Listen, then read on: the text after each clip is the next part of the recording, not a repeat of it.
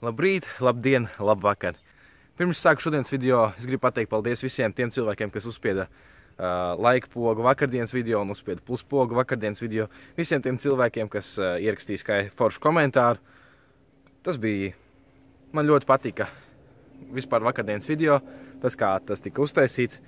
Iespējams, es pats mazliet sacepos pa daudz par to, ka man šķiet, ka kvalitāte zūd, jo, lūk, viens komentārs, kas, manuprāt, kuru izlasot, es sapratu, jā, kad man nebija taisnība un ka es vienkārši pats esmu sagrozījies par neko patiesībā.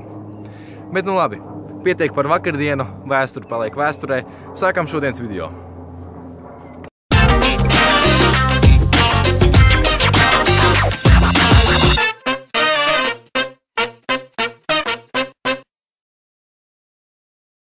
Lūk, tas ir skaists skats.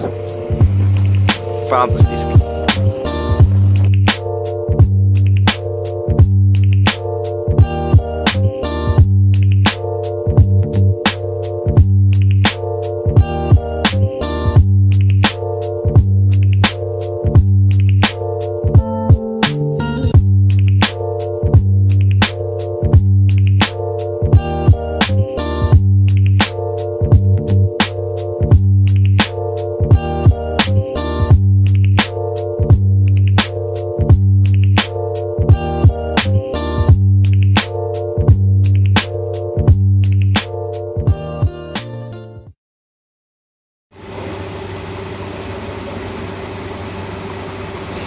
Dīvaini tas, kad Luksemburgā degvielas cenas ir zemākas nekā Vācijā un Latvijā, lai gan Luksemburga ir Eiropas centrā, nu tā pašā centrā.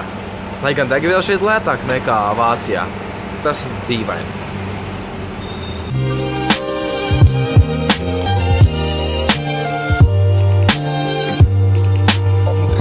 Vienu liederīgu darbu šodien esmu izdarījis mammas labā. Ko tu, mamīt, bez manis darītu? Tēliņas būtu pilnīgi pazudusi. Tu pat degvielu bez manis nevar ielikt. Nē, tas vīriešu darbs. Nu labi. Bet jūs arī varētu, es to nedarītu. Bet te, kad es tev prasu, vai es varu mašīnu iedzīt garāžā, tā tas ir sievietes darbs, jā? Tu skaties, uz baltās tiesības.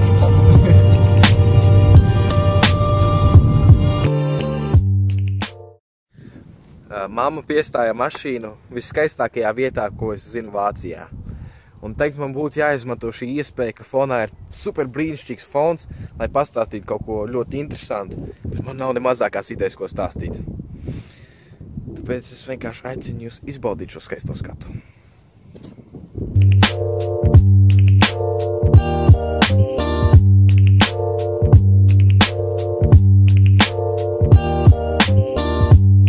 Tomēr zinu, ko es varu pastāstīt.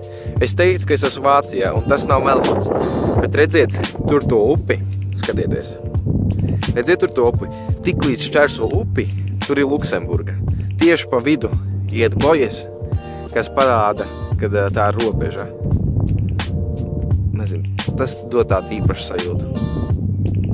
Nezinu, kas tieši tur ir īpaši, bet tas vienkārši tā interesanti, kad upe ir robeža starp divām valstīm. Skaisti, vai ne?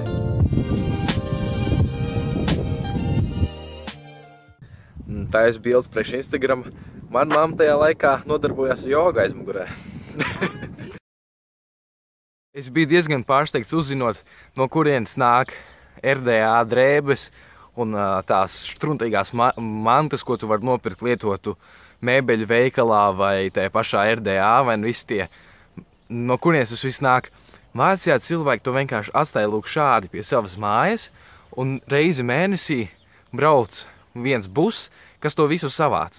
Cilvēki par to nesaņem pilnīgi neko, bet šie cilvēki, kas to savāc, viņi to aizved uz citām valstīm, kā piemēram Latvijā, kur RDA tīkls, piemēram, ir izplatīts. Nu, es nesaku, ka tieši RDA jebkurš mazlietotu preču veikals vai kaut kas tam līdzīgs, jā. Viņi par to saņem naudu, viņi tā nopelna, bet šeit tas vienkārši tiek, cilvēki priecīgi, ka viņi vienkārši to savāc, jā. Un tur var atrast jebko, jā. Ir zāles pļāvēji, galdi, drēbju maisi un visādas tādas lietas. Redzat, tas viss iet pēc tam kaut kur prom. Jebkas, kas tas var būt. Vecs sapūs dators, zāles pļāvējs vai mašīnas jumta kaste. Viss kaut kāds bērnu rotaļlietas, tas viss pēc tam nāk uz Latviju. Vienalga, tie var būt krēsli, galdi. Tas var būt jebkas. Cilvēki to šādi atstāja uz ielas, un tad brauc mašīnas, kas vienkārši to visu savāc pilnīgi pa brīvu. Cilvēki priecīgi tiekot vaļā no savām vecajām izkastēm, bet tie cilvēki, kas savāc, to pārdod tālāk, un tādā veidā vēl nopelna. Par to es biju tiešām pārsteigts. Hei, milzīgs paldies, ka noskatījies šo video. Ļoti ceru, ka tev patika. Atstāj savu komentāru tur apakšā komentāru sadaļā. Un tiekamies jau rīt no rīta 6. Starp citu, noteikti nepalaid garām rītdienas video, jo tam jābūt kaut kam ļoti foršam. Rītā mums būs ciemiņi no Latvijas, kurus mēs jau ļoti gaidām. Un rītā vispār ir ļoti svarīga diena priekš visa šī pasākuma. YouTube pasākuma, es domāju. Un arī priekš, vispār svarīga diena būs. Un es ceru, ka viņi būs, es ceru, ka tur būs stipri. Vajadzētu būt stipri. To jau redzēsim rītā. Paldies, ka skaties šos video. Un jūs esat super. Visi tie, kas raksta komentārus, uzliek plusiņu. Bez vārdiem.